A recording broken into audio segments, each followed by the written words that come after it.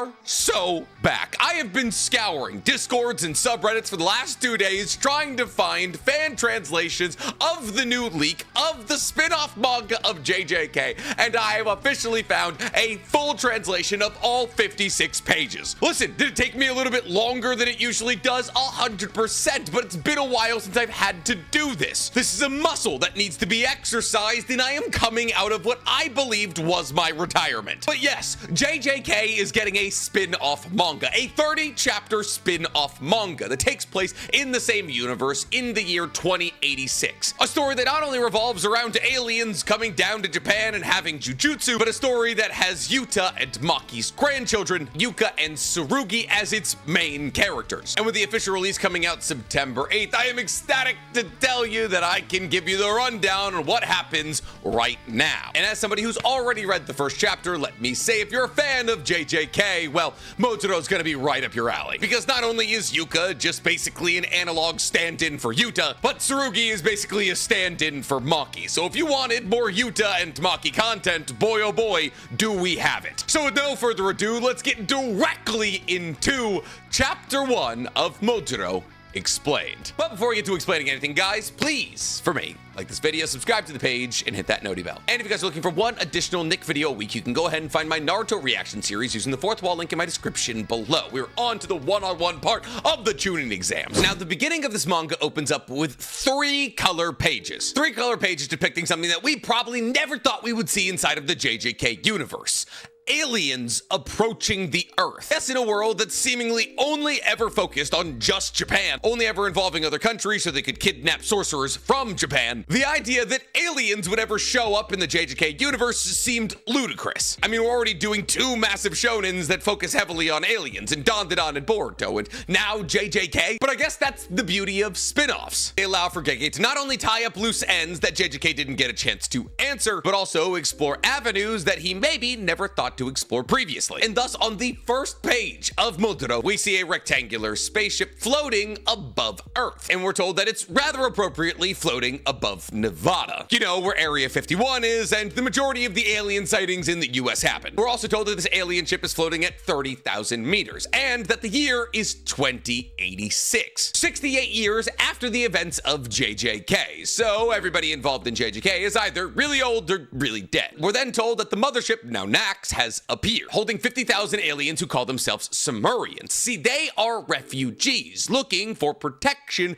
on Earth. We then cut to the leader of the Sumerians, who is sitting a lot like Sukuna in some kind of chair on the mothership, who has 3 eyes and looks a lot like Ichigo's hollow form. And the first line delivered in this JJK spinoff is the leader of the Sumerians asking what appear to be his 2 advisors, Japan? What's the meaning of this? I thought America was supposed to be the country with the most power on this globe. To which one of his advisors say, "That is correct, sir," which, you know, insert eagle screech here. That advisor continues on by saying, however, that very same America told us that Japan had all of the qualifications to deal with this kind of refugee situation. And at this point that the advisor is able to figure out something, presumably by closing his 3rd eye. And this prompts the leader to ask his advisor the question, did you figure something out? To which his advisor immediately responds by saying, it appears as though there's a species that's similar to us in Japan. On this planet, they're called sorcerers. And these lines are delivered to us over a massive, gorgeous color double spread that shows us Yuka and Sugi standing amongst Japan, with the backdrop being the mothership in outer space. And it's this moment that you can tell that Yuji Iwasaki, the man who's actually drawing this manga's art style, is very different from Gege's, but not in a bad or distracting way. I actually quite like his art style, even though I've never read Cypher Academy, the manga he's most known for. It's at this point that we are now introduced to one of our 2 main characters. In the first black and white page, Yuka Okotsu, who at this moment in time is 6 years old. And we see that Yuka is incredibly attached to her grandfather, Yuta Okotsu, who is still alive, at least around the time of her being 6 years old. We see Yuka riding on top of Yuta's shoulders and slapping his head, and we can see the scars across Yuta's forehead from when he used Kenjaku's brain swapping technique. Apparently they never healed. And we see over the course of Yuka's childhood that she spent a lot of time with Yuta, and therefore it's revealed to us by the narrator that she was very close to her grandfather. We then see on the next page that apparently Yuta had a lot of faith in the sorcerer Yuka was going to grow up to be. Because in the first panel of the second page, we see Yuta actually handing Yuka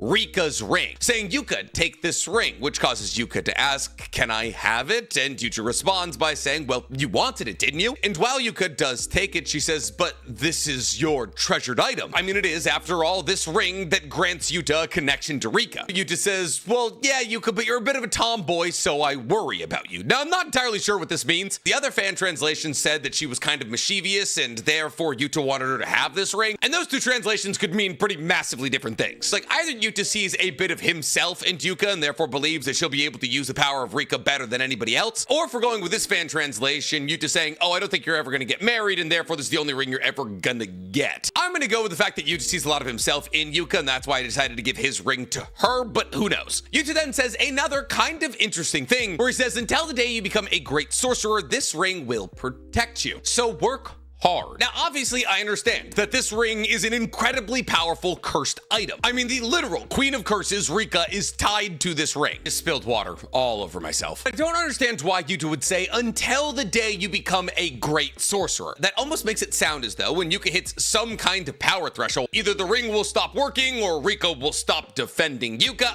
I can't really say, but it is odd phrasing. Anyways, after seeing Yuka celebrate getting this ring, we see in the literal next panel a funeral photo of Yuta. Yeah, if you wanted Yuta and Maki content, you came to the wrong manga. We got the next best thing, but we definitely don't have Yuta and Maki. Now, apparently Yuta passed when Yuka was 10 years old. And we see Yuka at Yuta's funeral. As she's thinking to herself, ever since Grandma Maki died, he'd been getting weaker and weaker. So apparently Maki died first. And apparently everybody, Yuta very much included, didn't believe that Maki would be the first to pass. And honestly, that makes perfect sense. I mean, Maki was a heavenly restriction user. She had a ridiculously powerful body, but Yuta was also overpouring with cursed energy. And he could use reverse curse technique, so he could probably keep himself alive longer than Maki, if we're being real. Anyways, we see that Yuka stays behind at Yuta's funeral longer than anybody else, holding on to his casket, as she makes a promise to him that she'll become stronger, just like he was. However, after the funeral, we see that some woman, presumably Yuka's mother, or at least some integral part of the Gojo clan, because remember, Yuta was put in charge of the Gojo clan after Gojo's passing, tells Yuka to give back the ring, which causes Yuka to simply respond by saying, what? And the woman goes on to say, from now on, your older brother Tsurugi will be the one to hold on to this ring. But Yuka screams that she doesn't want to give over this ring because this ring was given to her by Yuta. But the woman reminds Yuka that that ring is a cursed item registered in the Gojo clan storehouse, and therefore she has no right to own it, which makes no sense to me because she's as much a member of the Gojo clan as her brother. And while we're not entirely sure how the head of the clan gets chosen after the previous head dies, the fact that Yuta was able to become the head of the Gojo clan after Gojo died just because they were distantly related kind of proves that it doesn't have to be through one family line. I mean, it's not like Gojo had brothers or sisters or children, but still. Anyways, the woman goes on to tell Yuka that the only person worthy of holding onto that ring is her older brother Tsurugi, who I'm assuming is being penciled in to be the next head of the Gojo clan after Yuta's passing, which is why he would get Rika's ring. Anyways, after the ring is taken from her, we see Yuka storming through the Gojo family house all the way to Tsurugi, who she demands gives back the ring because Grandpa gave it to her. And it's this point that we're introduced to Tsurugi, who's only 11 years old, 1 year older than Yuka. Now, Tsurugi seems substantially chiller than Yuka. He's got bags under his eyes, spiky black hair like Megami, and he seems to go about life rather nonchalantly. As in response to Yuka demanding to get the ring back, he simply says, that's not my problem. That is the fact that Yuta gave Yuka the ring, and tells Yuka that it's not something that he decided. Now, I don't know if this means that Tsurugi doesn't really care as to whether or not he has the ring, or if he's just saying, yeah, the ring's mine, and it's not even up to me that the ring's mine, so you really can't try and take it back from me, because he really doesn't seem to care all that much about having the ring, but he also seemingly doesn't want to give it up. Anyways, Yuka, determined to get her ring back from her older brother, cocks her fist and says, then give it back. But in the very next panel, we see maybe why Tsurugi was entrusted with the ring, because Yuka is shown beaten up and crying by herself some. However, apparently this lights a fire inside of Yuka, who makes the decision that she'll become stronger every single day until she's the one who's acknowledged worthy of holding on to the ring. It's at this point that we step away from Yuka and Tsurugi to another character that's going to play a massive role in this story, whose name we'll learn in just a little bit. See, this mystery blonde character is playing video games with a child, and what appears to be a rundown warehouse of sorts, with cursed seal tags placed all around it. And as the two of them are playing this video game, the mystery blonde character turns to the child and says, kids are still playing retro games like this? I bet girls probably aren't playing them all that often. And then he realizes that he's kind of getting dusted by the child and says, what? Aren't you kind of too good at this game? To which the kid responds by saying, hardly. I'm only allowed to play video games in my house 1 hour a day. But if I'm at my friend's house, we can can play video games for as long as we want, and we never get scolded. On top of that, my friends' parents are rich, but my parents, on the other hand, they suck. Even when it comes to watching videos, I can only do that for 30 minutes a day. And unironically, I had a friend just like this in middle school. You could play video games for like an hour, you could watch TV for like a half hour, turned into a drug dealer. Let your kids do fun things. Anyways, the older man dies in the video game and says, I died. And as he sees the gore of his death in this video game, he turns to the kid and says, should a kid your age even be playing this game? I mean, I just died. That's kind of brutal. But the kid says, I don't know, it seems normal to me. To which the older man says, well, then if it's normal, that's okay. To which the child just responds by saying, yeah. But it's at that moment the tone shifts substantially as he eerily says to the child enjoying his video game, if it's normal, then you have no problem ending up like that.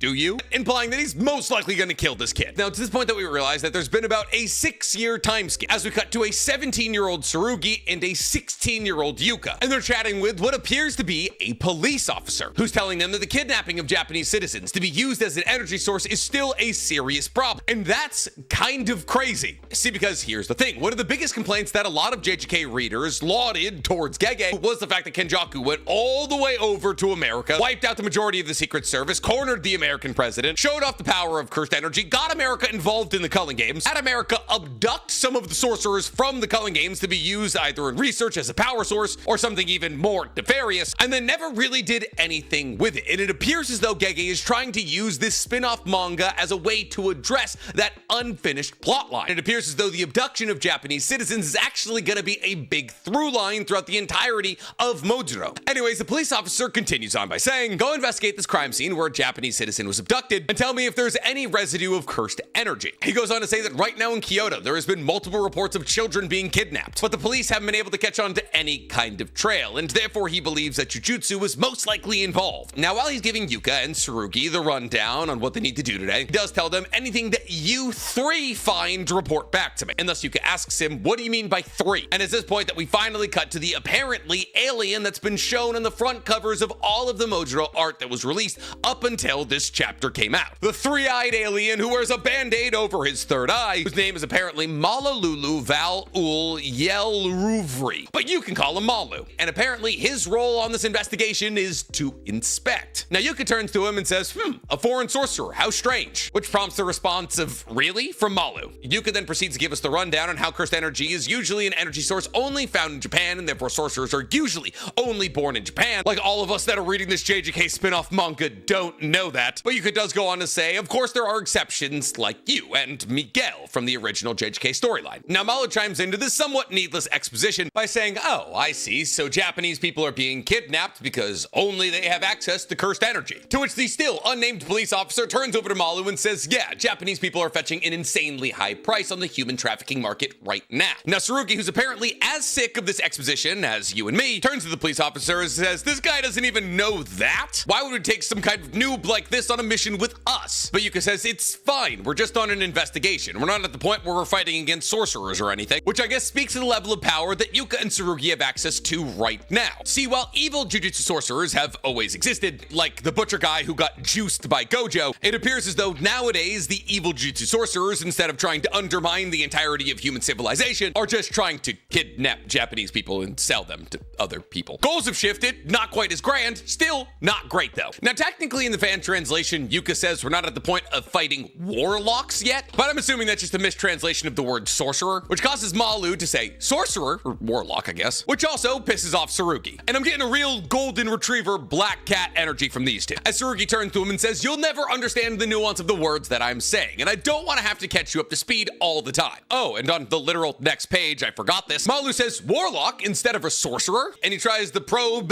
Yuka and Tsurugi to ask what a warlock is, as Yuka and Tsurugi argue about Malu being involved in their mission. As Yuka says, well, if we get into a disadvantageous situation, we can always leave Malu behind. But Tsurugi asks Yuka, well, what if he's in the way? How can we get him somewhere safe if he's fumbling over himself? But Malu is still pestering them, saying, hey, what's a warlock? The two of them direct the anger they have towards each other at Malu as they scream at him, that's what we call bad sorcerers. So bad sorcerers now in 2086 are called warlocks, which I guess makes sense. I don't know if warlocks are inherently evil. Warlock is a more nefarious term than sorcerer or mage. But to me, warlock has never been an inherently sinister term, but it's a good way to differentiate them. Anyways, the two of them turning at Malu and screaming at them scares him. Now, it's pretty clear that the dynamic being set up here is vaguely similar to that of Team Gojo, where Malu is our Yuji, Tsurugi is our Megami, and Yuka is our Nobara, but Malu seems more Gojo-coded than anything. Anyways, the police officer goes on to tell Yuka and Tsurugi that Malu is a representative of a signatory country, and that Malu's job today is to inspect what the sorcerers of Japan are like. At which point Malu chips in and says, I will see with my own eyes what kind of people you sorcerers truly are. And then he thinks to himself to see if sorcerers will be able to live hand in hand with Sumerians. He then tells Yuka and Tsurugi to not rely on him at all, as he's been specifically ordered to not intervene in the slightest. But the two of them barely acknowledge what he says as they dash off and say, well, then we'll just leave you behind. You've literally made yourself a hindrance. As Yuka tells him that him acting all superior has pissed her off, and Tsurugi tells him it's not like you're a state guest or anything. But now that Malu has been abandoned, he sits down all dejected. However, Yuka, apparently, who's got some kind of cry-dar, ooh, that's good, makes her way back to Malu and says, don't cry over something simple like this. You're painting us to be the bad guys here. As Malu realizes that she believes that she hasn't done anything wrong. And then apparently, to mend this burnt bridge, Yuka takes Malu to get takoyaki, which he very much enjoys. And considering the fact that takoyaki is literally my favorite food on earth, if any of you ever want to mend a burnt bridge with me, this is how you do. Now, after consuming all of the takoyaki, Malu talks about how Japan is such a bountiful country, but Yuka tells him that he needs to pay her back for the takoyaki later. Now, the two of them go on to conversate on this park bench, as Malu says, oh, you guys are siblings. Your vibes are very similar. But Yuka stops him in his tracks and says, we aren't alike at all, which prompts Malu to say, is your relationship bad? To which Yuka responds by saying, well, no, but he took my treasured item. It was a memento given to me by my grandfather, and Tsurugi now wears it around his neck. It's an important curse item owned by the Gojo clan that's given to an especially powerful sorcerer. I originally had it, but my parents said that my brother should have it as opposed to me. Which prompts Malu to ask the question, well, is Tsurugi such an incredible sorcerer? Is he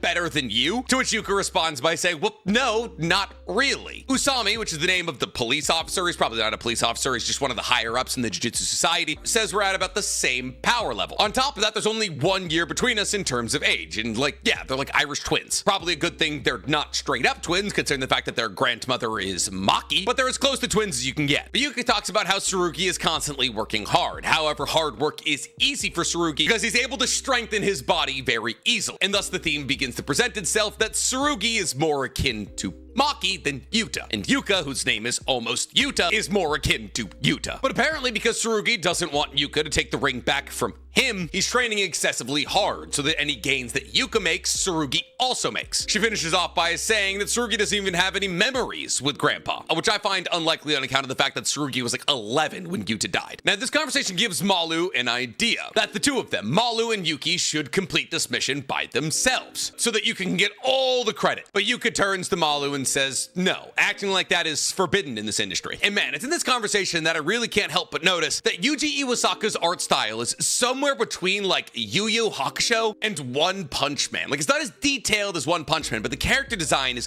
very 90s. Huge eyes, cat-like faces, it's kind of a nostalgia trip, and I really like it. But even though Yuka acknowledges the fact that moving on your own is forbidden in this industry, she tells Malu that, yeah, let's go try and complete the mission by ourselves. But Yuka asks Malu, but wait, I thought you couldn't interfere, to which Malu says, well, I can't use cursed energy, but I can do basically anything else. And thus the two of them begin to look around for residue of cursed energy or even abducted children. However, unfortunately, even though they spend hours looking, they can't find anything. And Malu lays down in the middle of the road talking about how he's beat. She then looks at some kind of map projection that comes off a smartwatch and says, Malu, where do you want to go? At which point he just starts saying, right, left, right. At which point she slides something off her projection over to Malu and shows him that she was able to predict exactly where Malu said they should go. But Malu is baffled on how she was able to predict exactly what he was going to say. But it's this point that Yuka reveals to Malu that the path they're on has been physically enchanted. That is to say that some sorcerer has enchanted this path to make people subconsciously walk in a certain way, towards a certain direction. And therefore Yuka begins to think to herself that if you walk further enough down this path, there might be an activation to a barrier technique. If you take 3 lefts, 1 right, and 1 straight, then a barrier technique activates and you're trapped within that barrier. And therefore these children who are enticed to walk in a certain way, undergo the activation condition for this barrier, and are abducted. And this is a really cool use of sorcery, because while the idea of being abducted without anybody physically picking up a child does sound like a lot to ask from sorcery, the activation condition is also one that's relatively difficult to activate, as those walking down this path need to make a conscious decision to walk in the exact way that the activation condition needs. Now, Malu praises Yuka for being able to figure this out, and Malu begins to blush and says even a window would be able to figure this out, and a window is somebody who can see cursed spirits but can't use Jujutsu themselves, at which point Tsurugi shows up, saying to the two of them, "Where have you guys been wasting time?" Which leads Malu to the conclusion that Tsurugi completely forgot that he abandoned Malu. And thus Malu's starting to put two and two together to realize that some sorcerers may not be what could be quantifiably called as good people. Now, before anybody can go any further with this concept of what's good and what's bad, Tsurugi says, "You've noticed it too, right? This barrier," which elicits a very surprised response from Malu, who's like, "Oh my god, even you could figure this out, Tsurugi?" To which Tsurugi says, "Yeah, I have a cursed tool. Shut up for a second, let me figure this out." At which point Malu begins to apologize. Now, the series of events apparently makes Malu introspective, as Yuka asks, "Aren't you kind of too concerned about all of this?" To which point Malu starts to talk about his twin brother, a twin brother that he apparently doesn't have a very good relationship with. And every time Malu tries to mend the relationship between the two of them, he can never exactly get the two of them to be friendly. Now, Yuka asks why the two of them fight, at which point Malu responds by saying, "Well, he just kind of gets flustered with how useless I am." At which point Yuka thinks to herself, "Yeah, it's kind of sad that I can understand exactly what he's talking about." Malu goes on to say, "I get sad when I think about that I'll never be able to connect with my little brother, and I don't want you to be like me, so I believe you should focus some actual effort into trying to mend your relationship with Tsurugi and figure out what's going on with this rape." But Yuka does not take this advice like at all, as she says, "Just because your relationship isn't working, don't force your relationship dynamics onto me. While the ring is important, this kind of cycle of animosity between me and Tsurugi is probably going to exist forever." Now, this makes Malu begin to quiver, as he believes that she doesn't understand the sensitivities of the heart, at which point Yuka reveals that she may actually not care about the sensitivities of the heart, as she says all she cares about is getting her ring back, and that she doesn't actually care about her older brother at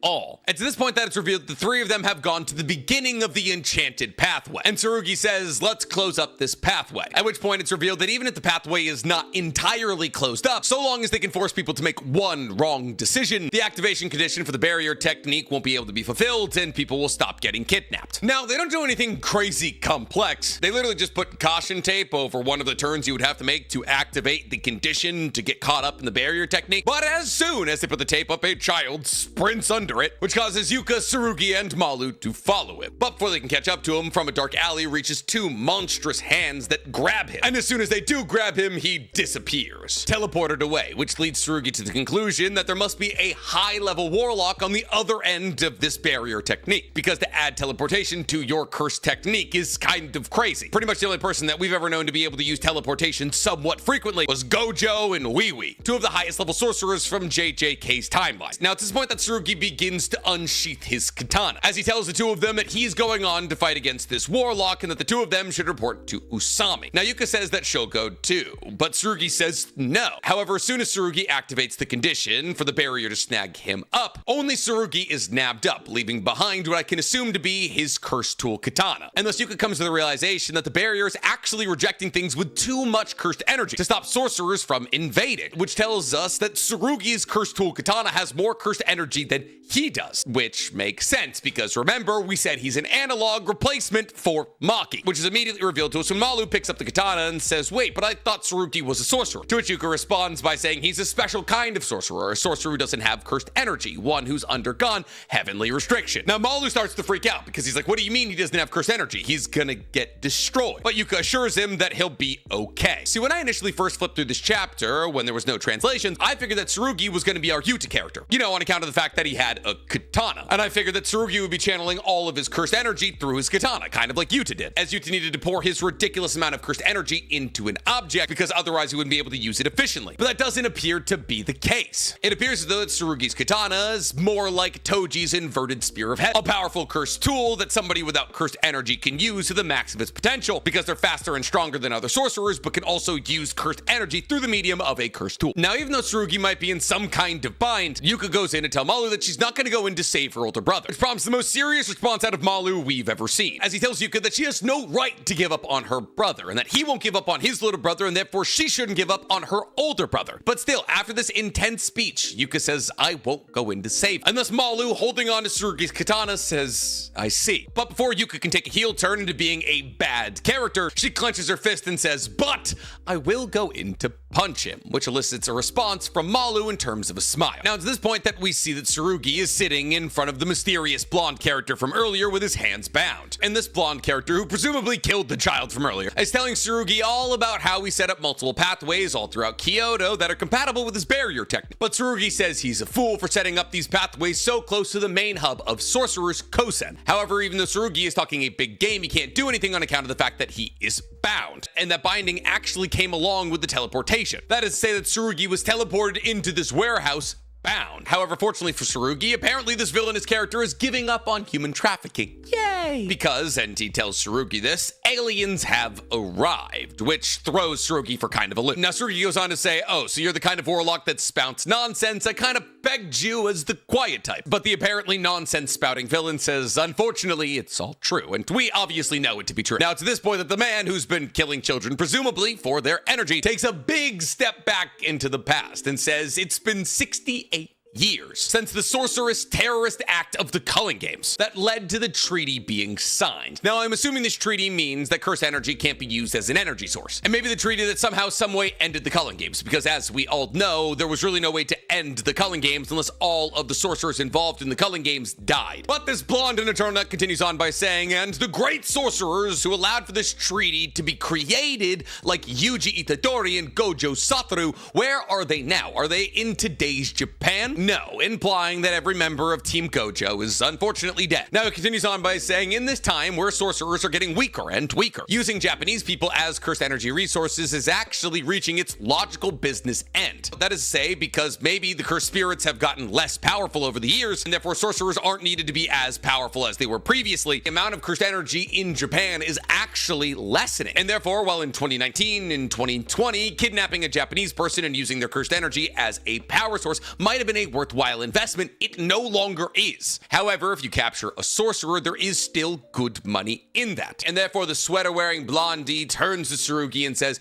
you will be my final sale, which prompts Tsurugi to ask the question, I wonder how much I'm gonna be sold for. Will I be worth more than the brat you just abducted? At which point, the villain in the scenario leans back and says, you don't have to worry about that. The children have all been packaged away. And we see behind the couch that he's sitting on a wall of children packed away into gigantic plastic bags, naked, with breathing apparatuses applied to their faces. Now he goes on to say that as a sorcerer, your cursed energy is weak, but still, as a Jujutsu sorcerer, I can bid you off. To be honest, the idea of you being my last sale is a weight off my shoulders. I'm getting sick of dealing with children. They have no imagination, and the way they speak to me pisses me off. Now, once again, Tsurugi starts to talk a pretty big game for a man whose hands are tied behind his back, as he says, isn't that because you're on their same level? An adult who can't get real work is pathetic. Kids are better than you in the fact that they can at least be adorable, which elicits the trafficker to kicking Tsurugi in the face a bunch as he spouts off a bunch of reasons why he couldn't get what would be identified as real work, basically blaming the economy for the fact that he's turned to human trafficking. And he begins to cackle to himself as he says, you can scream as loud as you want, but no one is coming to save you. But just as soon as he says that, the door to his warehouse is blown clean off and straight into him. And it's this point that it's revealed that Yuka and Malu have found him, and Yuka had punched the door straight off. And we can see cursed energy leaking from Yuka's hand. But how do they find them? Great question. Apparently Malu, who asked Yuka, you and Tsurugi are related by blood, right? To which Yuka said yes, and therefore Malu said, okay, let me use my, we'll call it technique that will allow for you to harmonize with the world. Apparently Malu's technique allows for him to help somebody find somebody who could balance them out. And in the case of Yuka, that would be Tsurugi, because they're blood related. Now, obviously, you could ask, well, wouldn't this be you using cursed energy? Isn't that a problem? To which Malu says it's fine, they won't find out. Because apparently this is an incredibly low-level technique for Malu, which is interesting. I mean, sensory types aren't all that rare in JJK. However, accomplishing something as abstract as harmonizing with the entire world to find the person who balances you out, allowing you to pinpoint somebody's individual location with precision is kind of crazy when considered to be a